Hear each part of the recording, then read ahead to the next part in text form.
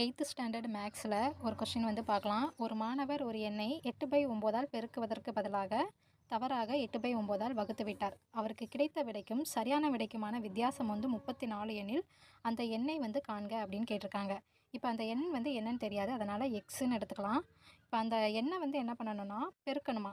அப்போ பெருக்கணும்னா எப்படி பெருக்கலாம்? 8/9 இன்ட்டு எக்ஸ் அப்படின்ட்டு பெருக்கலாம். இதை வந்து 8x/9 அப்படின்னு எடுத்துக்கலாம். இப்போது அவர் வந்து என்ன பண்ணியிருக்காரு, வகுத்திருக்காரு. அப்போ எப்படி வகுப்பார்? எக்ஸு பை 8/9 இப்படி தான் வகுத்திருப்பார். இதை வந்து எப்படி எடுத்துக்கலாம்? 9 வந்து மேலே போயிடுச்சு அப்படின்னா 9x/8 அப்படின்ட்டு எடுத்துக்கலாம்.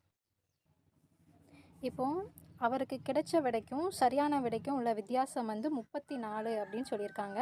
இப்போ இந்த ஸ்டெப் எப்படி போடலாம்? அவருக்கு கிடைச்ச விடைக்கும் சரியான விடைக்கும் உள்ள வித்தியாசம் தான் என்னது 34. இப்போ இதை வந்து கிராஸ் மல்டிப்ளை பண்ணோம் அப்படின்னா 9 × 9x அப்படின்னா 81x/8 × 8x அப்படின்னா 8 64 x/, இது ரெண்டையும் பெருக்கும்போது 9 72.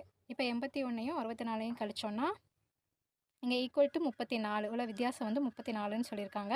81லேருந்து 64 கழிச்சோன்னா 17x/72 ஈக்குவல் டு 34ன்னு கிடைக்கும். இப்போ நமக்கு அந்த எண் வந்து தேவைப்படுது. அப்போ எக்ஸு அந்த எண் எக்ஸ் எடுத்துக்கிட்டோம் அப்படின்னா இது ரெண்டையும் கிராஸ் மல்டிப்ளை பண்ணும்போது 72 × 34 / 17 வந்து கீழே வந்துடும். இப்போ ஒரு 17 17, 2 17 34.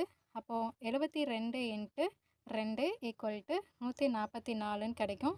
அப்போ அந்த எண் வந்து என்னென்னா 144. நன்றி.